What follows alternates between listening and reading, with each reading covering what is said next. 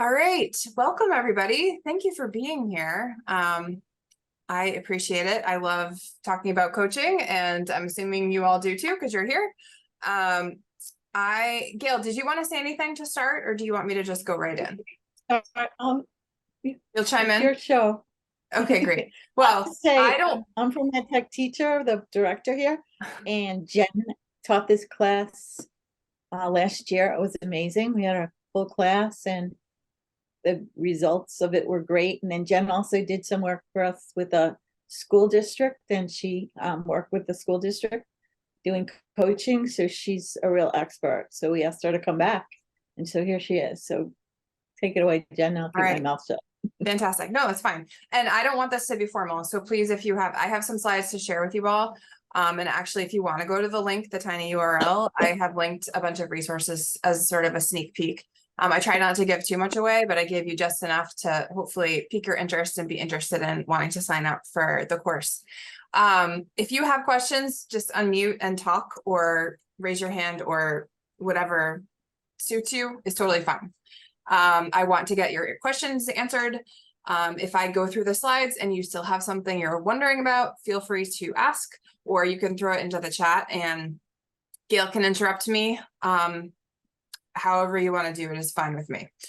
All right, so that being said, good evening, everybody. My name is Jen Thomas. I am an instructor for EdTechTeacher, I guess by night. By day, I am the professional learning and program coordinator for MassQ, which is the ISTE affiliate in Massachusetts. I was an educator. I am an educator. I'm not going to say I was an educator. I think I will always be an educator, regardless of the role that I'm in. But I was a school library media specialist for 12 years, and then I transitioned into the tech coaching world the last 4 years of my career working in a school and district. And what I realized quickly about the jobs, both as a librarian and in the coaching role, was that the teacher professional development and that coaching piece of my job was truly my passion. Designing professional learning, coaching teachers one-on-one, coaching groups, departments. So I decided that I was going to make a very, very big change this past spring, and went into the professional learning role for MassQ. And now I design PD and instruct full-time, which is very exciting. It's a little bit weird not being in a school community face-to-face, but I get to work with teachers across the state and across the country, really. So I feel that I'm having a bigger impact in the end, which is why I'm here and why I love doing what I do. So I also am on the adjunct faculty at Bridgewater State. I am a mom of 3 kids, and I'm married to my high school sweetheart, who is a mechanical engineering professor at a university down the road from where we live in Rhode Island. So that is a little bit about me. I see a chat. I'm just going to check it real quick. Oh, okay. Gail, you took care of it. Thanks. So anyway, the course. This is taken directly from our course description off of the website. I don't know if you have had a chance to look at the EdTechTeacher site that goes over the coaching collaborative. But this is really it, and I don't need to read it out loud. You're all fully capable of reading it. I just wanted to sort of literally highlight a few points, which is this cohort really is aimed to be applicable and relevant for anyone along the wide spectrum of coaching, from aspiring coaches. So maybe you're still in the classroom, maybe you are in a different role like I was, like a librarian or some other type of support staff, and you are interested in dabbling in coaching, but you're not really sure what it entails. Maybe you just started this year. Maybe you have been coaching for a very long time. I've designed the course to make it relevant and purposeful, regardless of where you are in that journey of coaching.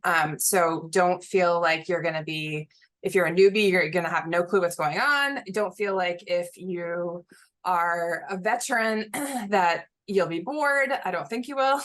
But I'm just really excited to be able to bring a group of like-minded coaches together to create a PLN, we just had so much fun last year, like getting to know this group of people. A lot of times, most of the time, you are the only one in this role in your school or district. If your school or district is even lucky enough to have a coach in their school. And so it's really hard you don't have a department. A lot of times you're the only one, you're the lone wolf, and you have to sort of figure things out on your own. And so the reason that we put this course together was so that we would create a group of like-minded educators who needed support and resources and cheerleading and encouragement from other people.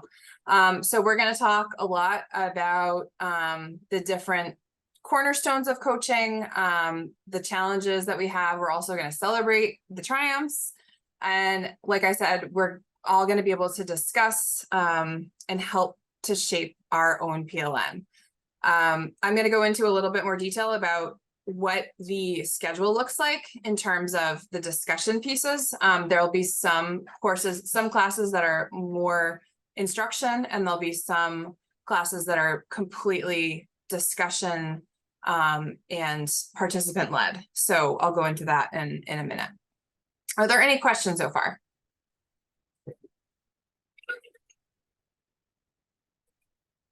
Okay, great.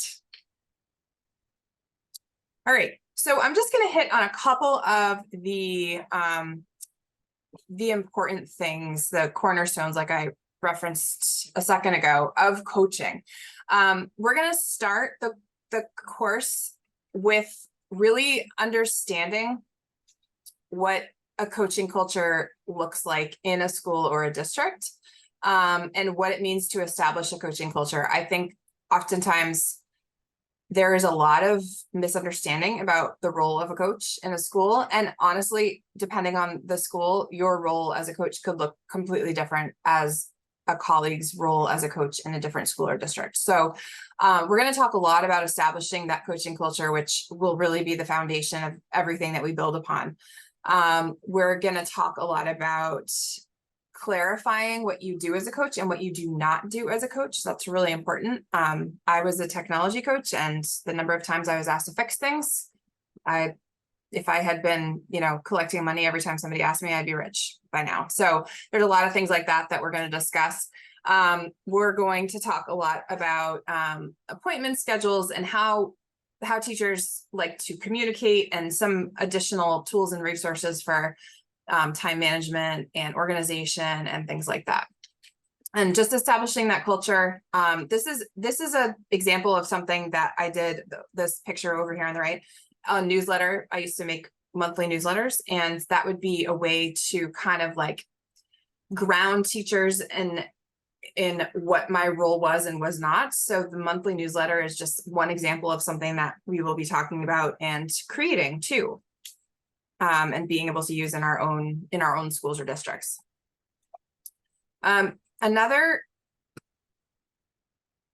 Whoa, did not mean to open that. Okay.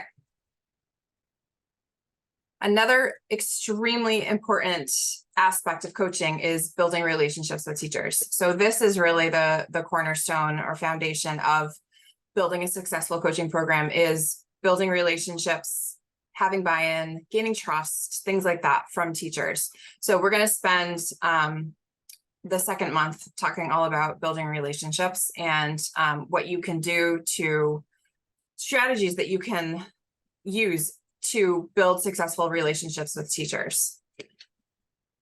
That is a huge part of our jobs. All right, and then we're going to talk a lot about coaching strategies sort of within each different monthly content area. So we're going to talk a lot about, like, thinking about our teachers really as students, because they are. We are helping to support them and coach them, and we're thought partners with them, and we're collaborators with them. It's just important for coaches to recognize that they, like their own students that they may have had, they learn differently, just like our students learn differently. Each teacher has a different learning style. It's important to differentiate for them. So we're going to talk about different ways to reach them through professional learning, through communication, as I said before. And really, we're going to take time to like think about different factors that play into why teachers learn differently, connect with you differently. So we're going to be talking about like how people like to communicate. Some people like to email. Some people want to just hop down into your office, even if it's not the most opportune time to do so. Some people want to call you on the phone. And we're going to talk about different learning styles, you know, things like their background, their upbringing, other demographics like that, their personality types. There's a whole little activity that I do with this collaborative all about different teacher personalities. And then age too. Generation is a big factor in how to coach a teacher, and understanding and appreciating how to coach different age groups of adults. This all contributes to building a successful coach-teacher partnership. Any questions? I'm going to pause there for a second.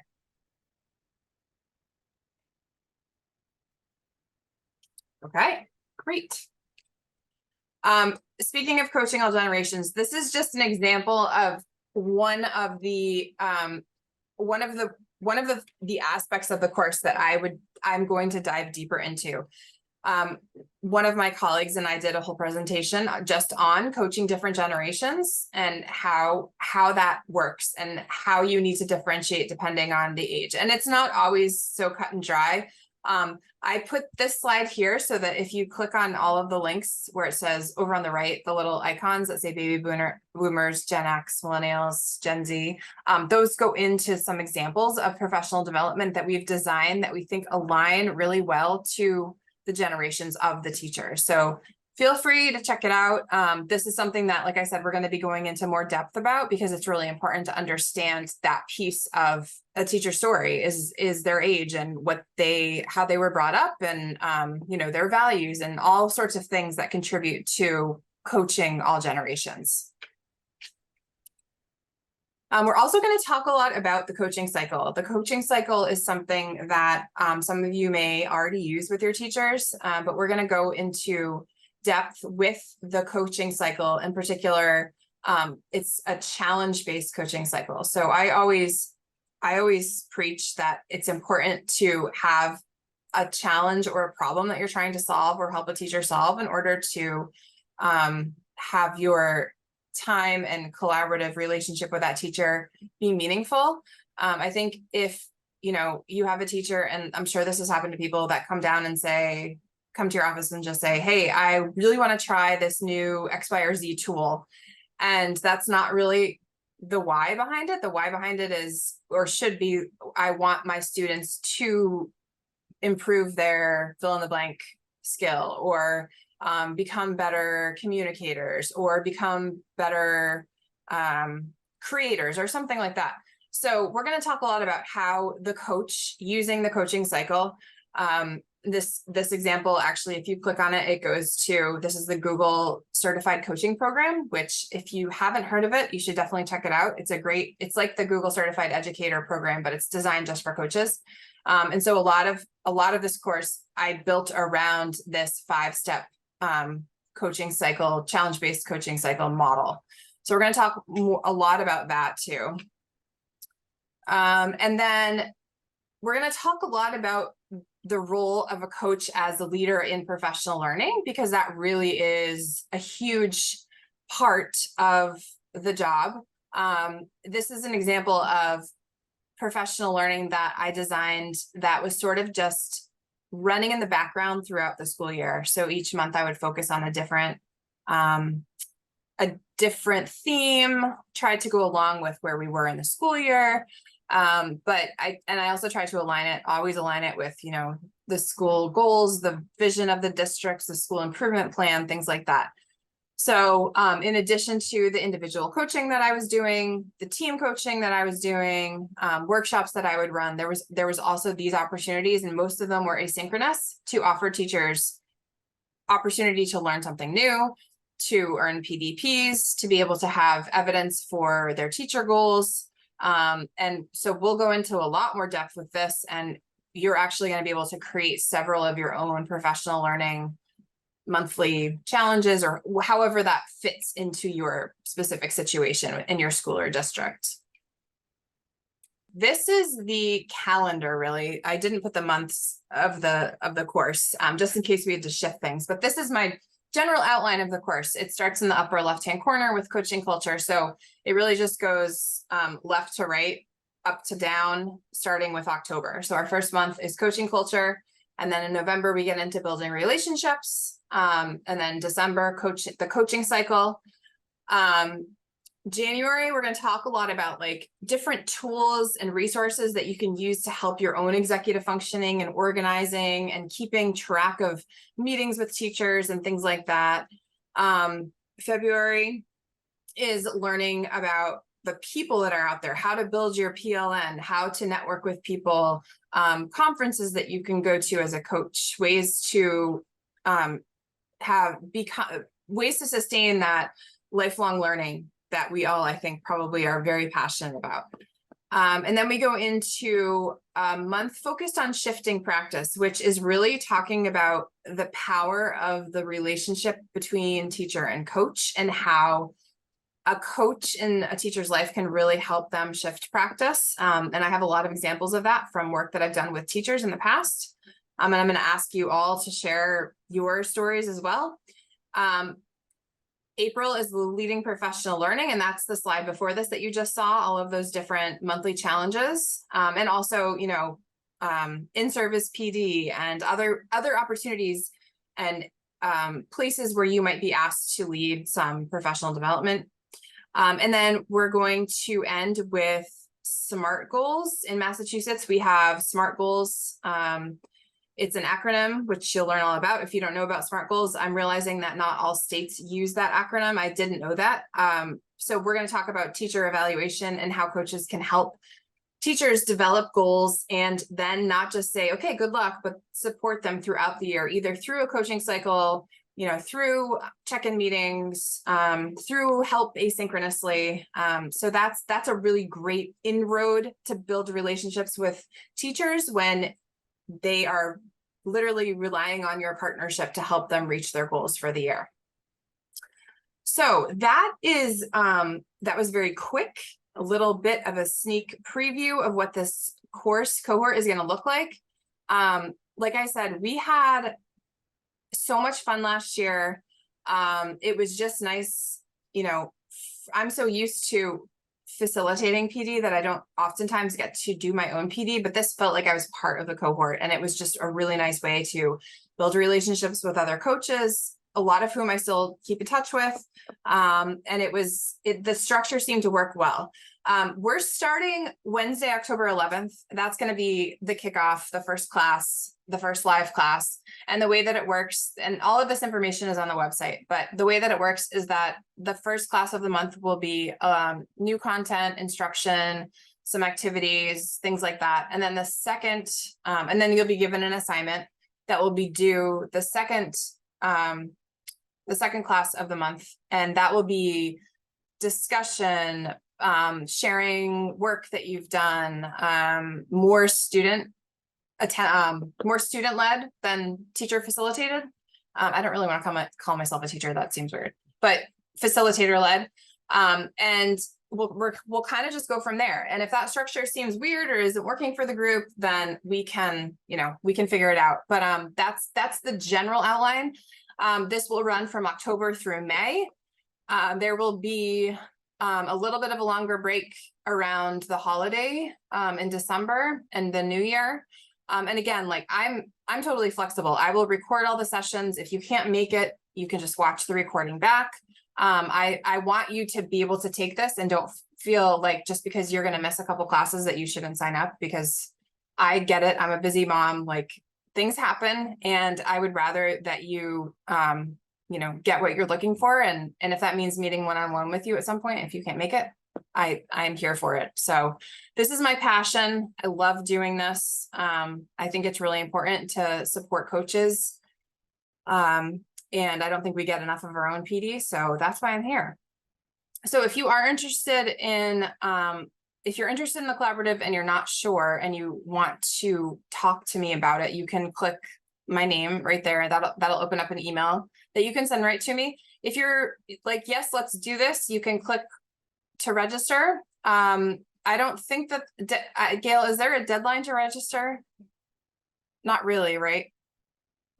Not really. I mean, unless Yeah. we fill up and you know, you have a limit. So that's really, we Okay. prefer to know in advance. Okay.